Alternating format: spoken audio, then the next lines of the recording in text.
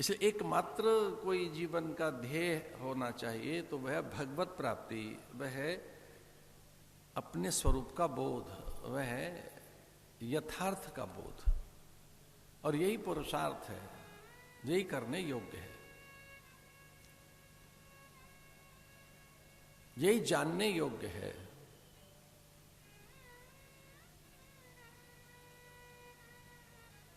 और इसी के लिए देह भी मिली है। मनुष्य इसीलिए बने हैं और कोई कारण नहीं है, भोग के लिए नहीं मिले ये देह। देवानुग्रह हेतुकम, भगवत पाद भाष्यकार भगवान आद्य शंकर विवेक चूड़ामणि के माध्यम से बताते हैं कि ये केवल अनुग्रह है और कुछ नहीं है। हम मनुष्य हैं, इसके मूल में माता पिता का उद्यम जैसा दिखाई देता है, उनका संकल्प, कोई संतानोत्पत्ति की उनकी अज्ञात अदृश्य कोई कामना, पर उसके मूल में कुछ और नहीं, अनुग्रह ही है। देवानुग्रह हेतुकम मनुष्यत्वम मुमुक्षुत्वम महापुरुष संशय, उनका संसर्ग। मनुष्य होना दुर्लभ है, बहुत दुर्लभ है, मुमुक्षा, और अत्यंत दुर्लभ है महापुरुषों का नैकट्य, उनका संसर्ग।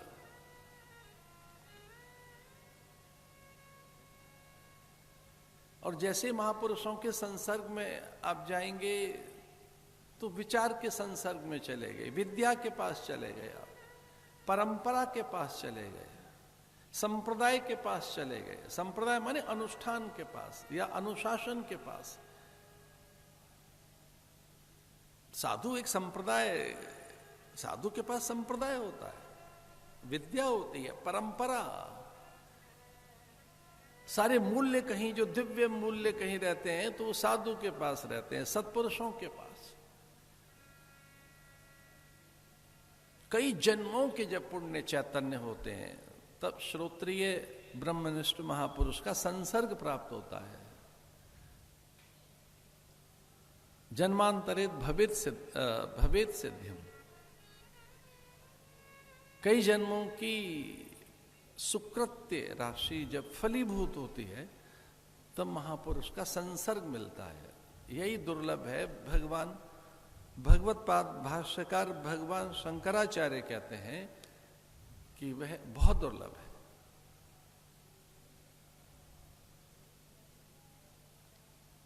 मनुष्यत्वम मुमुक्षुत्वम महापुरुष संशय, उनका संसर्ग, उनकी समीपता, चूंकि वो ज्ञान मूर्ति है, केवलम ज्ञान मूर्ति, द्वंद्वातीतम गगन सदृशम तत्वमस्यादि लक्ष्यम, वो ज्ञान मूर्ति है, विचार मूर्ति है, आनंद मूर्ति है। साधु या महापुरुष कुछ और नहीं, भगवत संकल्प की साकारता है। ये हमारा अनुभव है कि संत जीवन में आएगा तो बसंत आ जाएगा, खिल जाएंगे आप, भार चला जाएगा, भय चला जाएगा, सत्संग जीवन में प्रकट हो जाएगा, सत्संग चैतन्य हो जाएगा, आपको विद्या में प्रवेश मिल जाएगा, प्रवेश। और जैसी विद्या में आपको प्रवेश मिला, जैसे ही आप वहां पहुंचे तो धीरे धीरे अधिकारी बनने लगोगे, पात्र बनने लगोगे। और जैसे जैसे आप अधिकारी बने, पात्र बने, प्रवेश मिला, तो विद्या चैतन्य हो जाएगी। सत्संग से पल भर में ही सारे भ्रम मिटने लगते हैं। वो एक ऐसा प्रकाश है सत्संग का, उस प्रकाश में ये तय हो जाता है कि सत्य सत्य क्या है, जड़ चैतन्य क्या है, नित्य अनित्य क्या है, सुचि असुचि, आत्म अनात्म। उस विवेक के प्रकाश में, विवेक के बाद फिर यह प्रकट होने लगता है।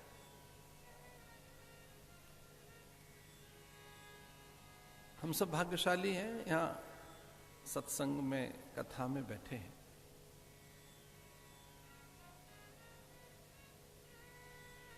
और जगत की औषधि विचार ही है।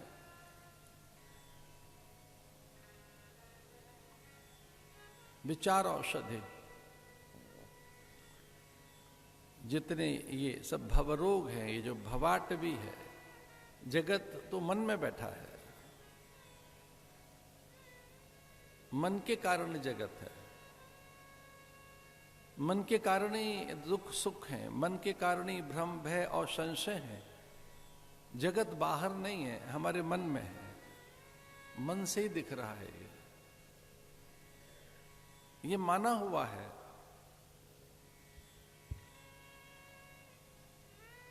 मने मनुष्याणाम कारणम बंध मोक्षयो, और मन ही मनुष्य के बंधन मोक्ष का कारण है। जैसे ही ज्ञान का प्रकाश आएगा, जगत रहेगा नहीं, फिर कोई दुविधा रहेगी नहीं।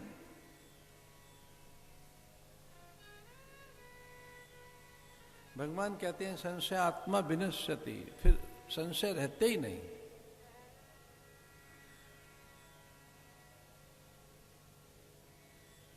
इसे ये बड़ा साधन है। कुछ करने योग्य है तो वह निरंतर कथा श्रवण ही करने चाहिए। तब कथामृतम तप्त जीवनम। संभव हो सके यथा संभव महापुरुषों की संगति में रहो, उनकी सन्निधि में रहो, उनके संसर्ग में रहो, उनके निश्रा में रहो, उनके आश्रय में रहिए।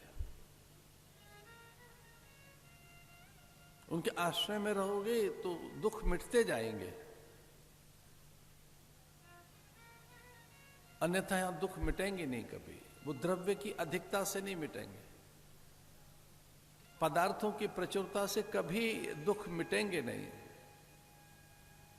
उच्च पद पर प्रतिष्ठित होने के बाद भी दुख तो नहीं जाएंगे।